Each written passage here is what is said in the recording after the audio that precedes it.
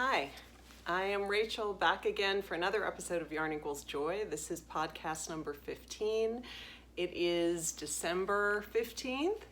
How appropriate. And it is the midst of the getting ready for holiday season. I celebrate Hanukkah. So Hanukkah this year falls right next to Christmas, which is really nice because that means that I will actually be done with school and able to celebrate. So that's a good thing.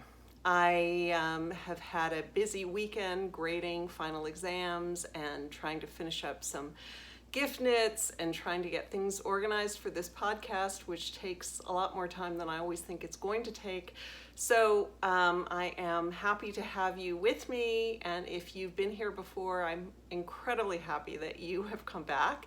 And if this is a first time, I hope there's something here that brings you joy and allows you to find something that you want to take from this, whether it's a recommendation for a pattern or just an idea. So anyway, let's begin. I've got a lot to do today, a lot of FOs, probably because it is that gifting season and I am a big gift knitter. That is something that gives me a lot of joy.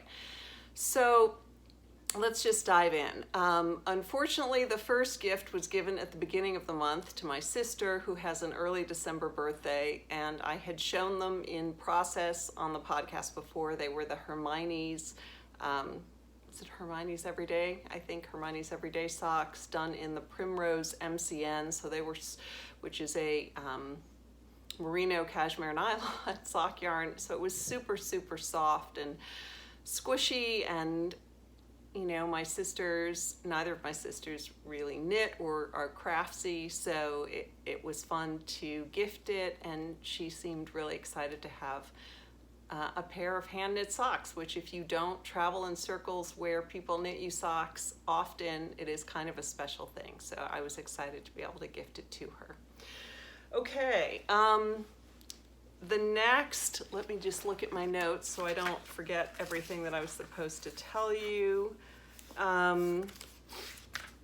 Let's see. Okay, sorry. Okay, so I do have this completed dishcloth. This is the Wondrous dishcloth pattern by Jules of So Sweet Violet. I showed this in process also. The exciting thing about this is that it has this unique double-sided quilted feeling. It's incredibly squishy. I am giving them out, or the ones that I have finished will be gifted with some Bath and Body Works body soap, and these will be used as washcloths. So I think they will be really nice gifts, and I hope I get to make one for myself too, because I would love to have one to use as well. I have another one I'll show you that is on the needles, but this is the second one completed. It's a great pattern. I think I told you at the beginning, I got all screwed up trying to do the cast on, and then finally found Jane Richmond's tutorial for the Turkish cast on and realized that that would work, even though I don't think that's the one that's specified in the pattern. But it was great, it worked beautifully, it was super easy and intuitive, and I will be doing that with this pattern for a long time, I think, because it's a very, very, very cool pattern. So that's number 2, although number 1 that I'm showing you. Okay, we have lots of these Harrington hats. This is a pattern by Jody Brown of the Grocery Girls, of Mrs. Brown's Bags. This is probably my current favorite hat pattern for 2 reasons. 1, I think it's stunning and classic and gorgeous. And 2, it is incredibly easy to follow, and the pattern has a really wonderful rhythm, and it's something that I can do when I'm exhausted after school and just need something kind of mindless, and I love it. It has my neat little tag on it, which I think is upside down or maybe not, and then it has this gorgeous pom-pom, and unfortunately I have no recollection where I got this from.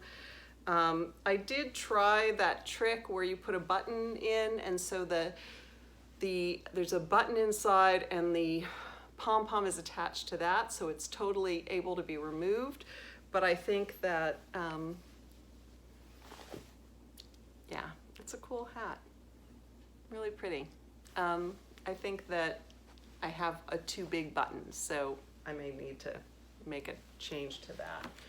That yarn is Mad Tosh. I'm in Texas. Mad Tosh is based in Texas, and I've had a lot of her yarn in my stash. That is a DK, high twist DK, which is Kenobi. I like that better than the DK that I'm going to show you. The DK I'm going to show you is not as tightly plied. It's called Farm Twist.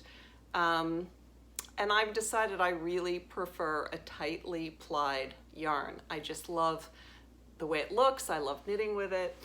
There's nothing wrong with, it's absolutely gorgeous. This is the Farm Twist in Glazed Pecan. This is also the Harrington Hat. This one is going to, I love it. It's going to my son. It's a little bigger. Hopefully he will love it. He is my biggest knitwear user of my 3 kids because he is in the coldest climate and he looks really super good in knitted hats.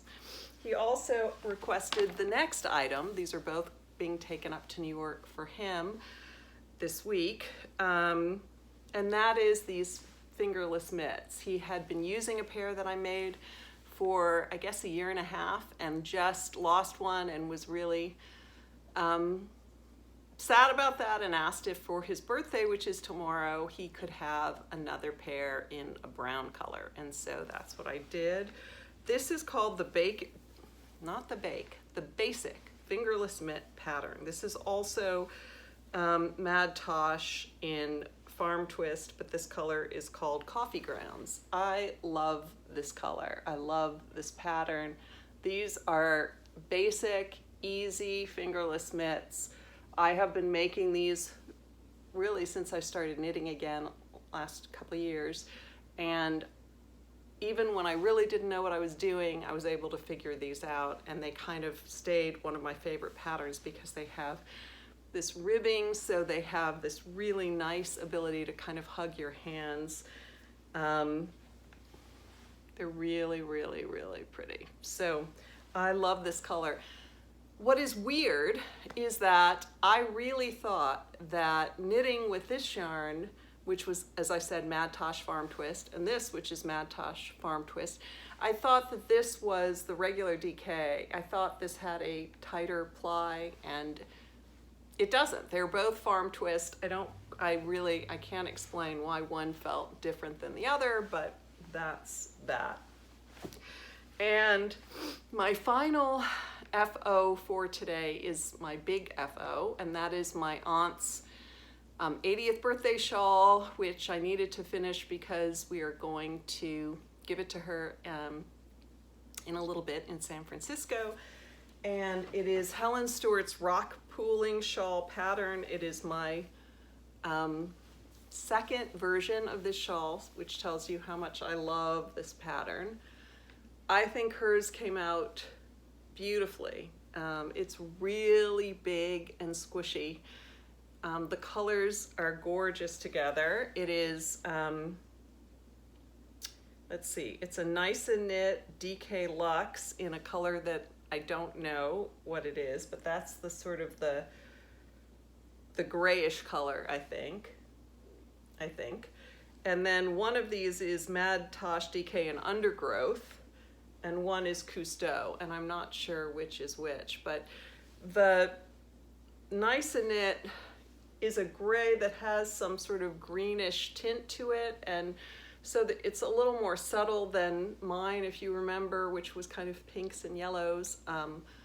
I just love this. I love the way it came out. I love the size of this shawl. I like wearing shawls like this. That is really my favorite way to wear a shawl. And this shawl fits beautifully when you do that. But for those people who love shawls like this under their coats, this is also perfect. So this is another pattern I will probably make again and again. It's really easy to make, a beautiful finish, a great size, 3 skeins of DK weight, and again, it's just a gorgeous, glorious gift. So I am really excited to be able to gift that to my aunt. Okay, so I feel like I'm racing through, but I have stuff to do, and I'm sure everyone else has stuff to do this busy time of year. So I will get to my works in progress. So my first work in progress is my almost finished third. My almost finished third wondrous dishcloth. As you can see, this is a light color. It's called linen. It's Knit Picks Dishy. This pattern is just ingenious because it really, you connect the two sides, and so it feels like quilted, or it has this real sturdiness to it, and I think it will hold up well in the wash and dryer. And I have tons of Knit Picks Dishy so that I can just make these out, whip these out. And I think as a gift wrapped really nicely with a pretty bottle of Bath and Body Works body soap, shower gel, it will be a fun gift. So I'm excited about that. Then I started another shawl. Sophia on the Knitters League, and if you haven't seen that, you should, was talking about this this Susan B. Anderson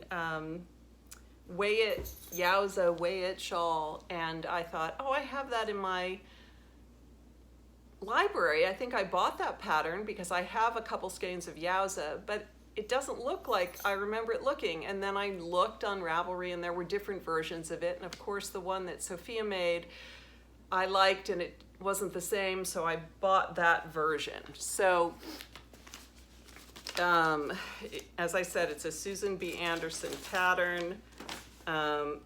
It's called the Yaza Weigh It shawl. And Yaza, for those of you who don't know, is a super giant skein of yarn by Miss Babs. It's a light worsted, very similar to a DK, I guess, that comes with crazy yardage. So it is, I wrote it down, it's 8 ounces, 560 yards. So it's big. And the point was that you make the shawl and then you weigh it before you do this border edging, and that's how you decide when to start the border. And it's a ruffle border, and I love a good ruffle border. I do love a ruffle. So I found my Yaza, I ordered the pattern. It's like a crescent shawl with this lovely border. I found this gorgeous skein of Yaza in the colorway Birchwood. So this is Miss Babs Yaza Birchwood, and as you can see, it is like a gray, but it has lots of shading and even some almost white, and I really love it. And I wanted to pair it with something, and I couldn't decide what to do. And then I found out that a friend of mine who lives far away, not a friend I see very often, had gotten a bad diagnosis and was dealing with some serious stuff, and I thought, there is nothing more comforting than a squishy shawl. And I thought of colors that I thought would suit her, and so I found this skein of Miss Babs in the Kiowa, which is one of my favorite of her bases. It is a speaking of tightly wound, very tightly wound DK, and the color is Violicious, and it's absolutely gorgeous. And I think that as the border, ruffle border, is going to be stunning, and something that my friend can throw around her shoulders when she's dealing with stuff, going through some chemo and treatments, and I hope that she loves it. So she won't watch this podcast, so I don't think she knits or anything, but I don't even think she knows I have a podcast.